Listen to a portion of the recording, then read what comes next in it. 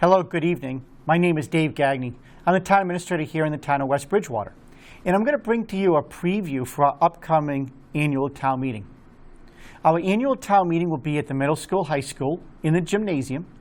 We'll be social distanced, and we'll be able to make sure that everybody stays safe. The meeting will start at 6 p.m. on Monday, May 17th. We will have some ceremonies beforehand, so if you could get there a little bit earlier, that would be ideal. The ceremonies will start at 5:45. Some people may wonder what an annual town meeting is. And what an annual town meeting is that it allows residents of every municipality that has a town meeting to be able to show up, and you basically vote on two different items. One is that you vote on how much money the town is going to spend in the next fiscal year. Those are broken up into two categories. One category is your traditional budget. So for example, think of your school budget, your police budget, your council on aging budget. So you'll vote on those budgets.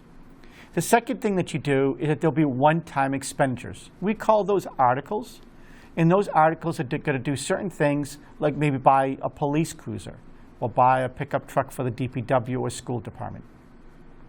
In addition to that, every town will have two items called general bylaws or zoning bylaws.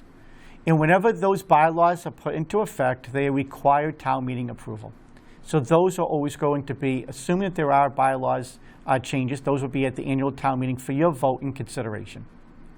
And the last thing that the town meeting can do is vote to accept roads, which is what we have on for tonight's, on that meeting for the 17th. So with that said, let me just quickly go through and give you a preview as to what you can expect. Articles 1 and 2 are consent articles. There's articles that really are non-performance related. They include bringing reports in from other committees and allowing the Board of Selectmen to conduct business with the state if so be it. Article 3 is to set the salaries for all of our elected officials. Those elected officials, for the most part, are the ones that run part-time boards, and the only full-time elected official we have is the town clerk. Article 4 is the budget. So that one article funds all of the entire budgets in the entire town. So again, that would be a Board of Selectmen's budget, that would be the veterans budget, and as I said earlier, the larger budgets such as school, police, and fire, those are in there as well. After that, we will then take a vote on what we normally give every single year for exemptions through the Board of Assessors. So if you're over 70 years old, or you qualify because you're a veteran or because you're legally blind, you are able to receive certain exemptions on your tax bill, but those have to be authorized by town in order to provide, and we do that on an annual basis. The next article will allow the town to receive $321,000 from the state, and we call Mass Chapter 90 funds. Basically, whenever we do road work, that money helps from the state to be able to take care of that account. And so we will be looking for the town to accept that money in for those purposes. 4 more articles will deal with CPC, and that's called the Community Preservation Trust Fund. So on your tax bill, you will actually see an extra little 1% that's added.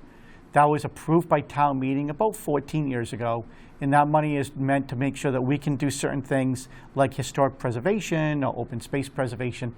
And so there'll be 4 articles pertaining to CPC. The police will have its annual web task force grant money that we match. It's $10,000. We get so much money from the state and through the district attorney's office, and then we match that at town meeting.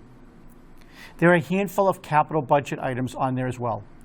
Most of them will be provided through free cash, so we will not borrow for those articles. And they include adding sidewalks to the town. They also include a cruiser at the police department, a pickup truck at the DPW, a pickup truck at the school department, and air conditioning units at the town hall. There is one borrowing article, and that one borrowing article is for the fire department because they need a new ambulance.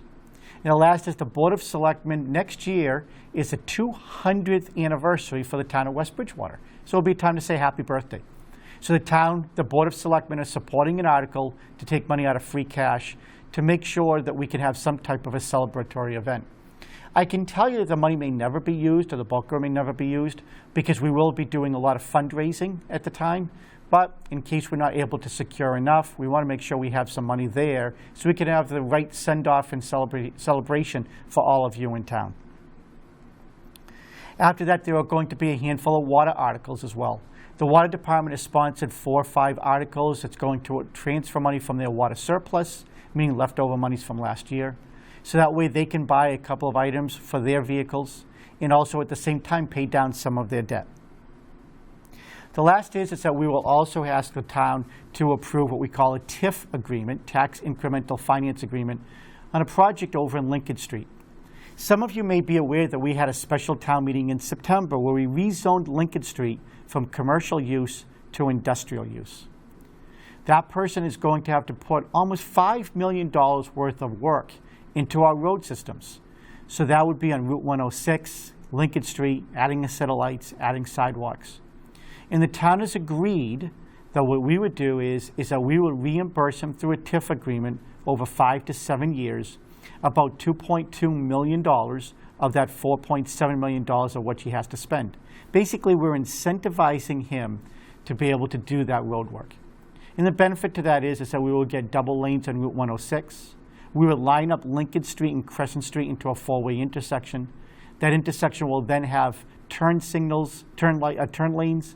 It will also have an intersection light there as well, because I'm sure many of you are aware, it's a high traffic, high accident area. And because at one day we're hoping to develop the complex that we bought on Lincoln Street a handful of years ago into a full athletic complex, we want sidewalks.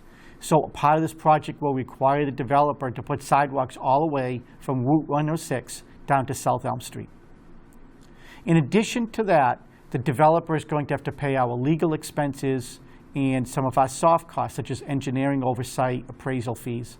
So we're going to create a revolving account under the Board of Selectmen where he will deposit $250,000 into that account, and then we will pay for all of those services out of it, and then we will reimburse the developer in return through that TIF agreement.